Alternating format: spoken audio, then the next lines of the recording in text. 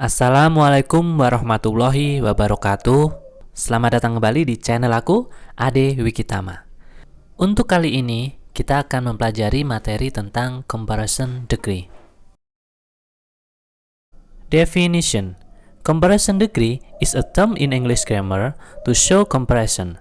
In comparison degree, an adjective or an adverb will change its form according to the level of comparison. Jadi comparison degree itu adalah sebuah istilah di grammar bahasa Inggris yang digunakan untuk menunjukkan perbandingan. Di dalam comparison degree, atau kalau di bahasa Indonesia bisa diartikan derajat perbandingan, sebuah kata sifat atau kata keterangan akan mengalami perubahan bentuk sesuai dengan tingkat perbandingannya. Jadi tingkat perbandingan di sini nanti akan dijelaskan di slide selanjutnya. Kemudian function. Comparison degree is used when we want to compare one thing with another. Jadi, fungsi dari comparison degree ini digunakan yaitu ketika kita ingin membandingkan satu hal dengan yang lainnya. Jadi bisa satu dengan satu atau satu dengan beberapa hal. Karena comparison degree ini nantinya akan banyak sekali menggunakan adjective atau adverb, sebelum lanjut ke slide berikutnya, kita harus memahami dulu apa itu adjective dan apa itu adverb. Di sini adjective itu adalah kata sifat. Kata sifat fungsinya adalah menerangkan kata benda. Misalkan bendanya adalah bola. Berarti adjective yang bisa digunakan mungkin bisa besar, kecil, mahal, dan seterusnya. Sedangkan adverb di sini yang dimaksud adalah adverb of manner, keterangan cara. Nah, keterangan cara ini fungsinya adalah menerangkan kata kerja. Misalkan, lari, adverbnya bisa digunakan cepat, lambat, dan seterusnya. Berikut ini adalah level-level dari comparison degree, positive degree, comparative degree, dan superlative degree.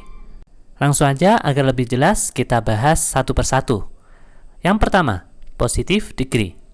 Positive degree usually defined as a form which has similar level. Pada level positif ini, biasanya mendefinisikan sebuah bentuk yang memiliki tingkat atau level yang sama. Seperti gambar bola di atas, memiliki besar yang sama antara kanan dan kiri. Pattern atau polanya, di sini aku tulis dua macam. Yang pertama, S plus adjective or adverb plus S.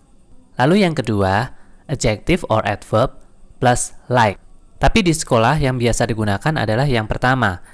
Lalu selanjutnya adalah example, contoh penggunaan positive degree dalam kalimat. My ball is as big as yours. Bola saya sebesar bola kamu. The girl is as beautiful as her mother. Gadis itu secantik ibunya. Cheetah runs as fast as wolf. Cheetah berlari secepat serigala. Antara ketiga contoh tersebut, A dan B menggunakan adjective, dan yang C menggunakan adverb. Yang A, kata sifatnya adalah big, menerangkan bola. Sedangkan yang B, beautiful, cantik, menerangkan the girl.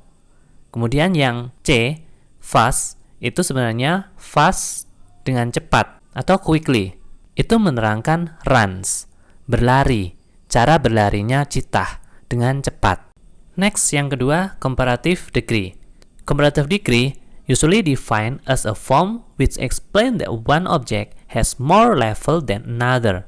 It is used to compare something. Kalau di level ini, biasanya mendefinisikan sebuah bentuk yang menjelaskan salah satu objek memiliki level yang lebih tinggi dari yang lainnya.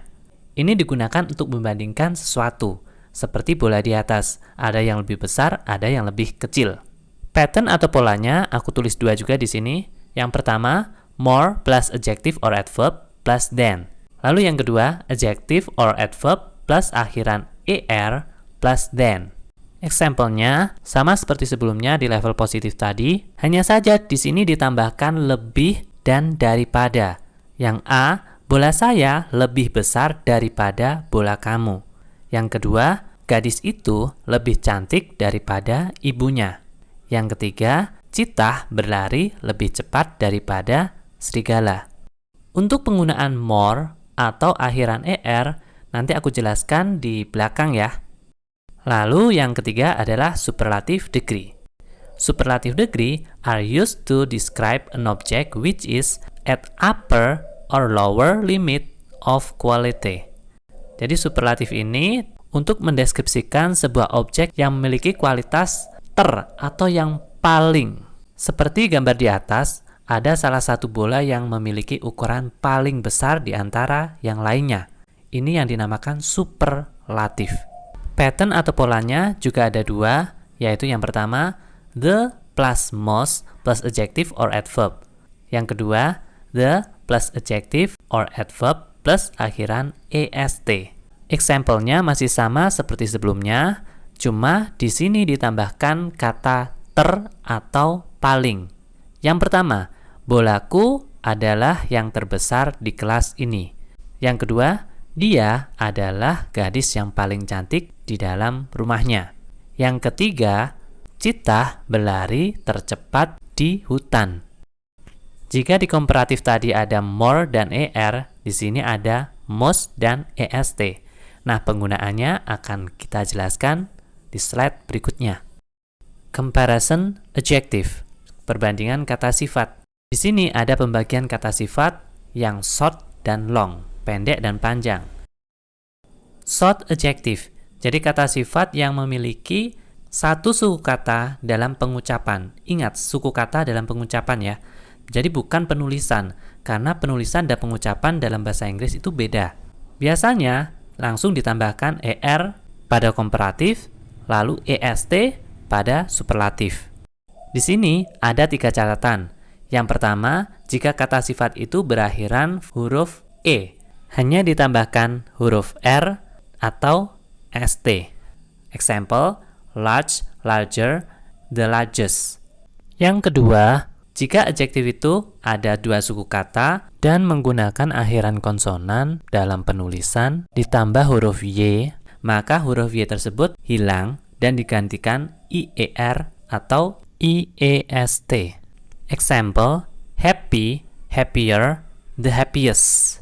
Lalu yang ketiga, jika kata sifat itu berakhiran 1 huruf vokal lalu ditambah 1 huruf konsonan, maka konsonan terakhir digandakan lalu ditambahkan er atau est.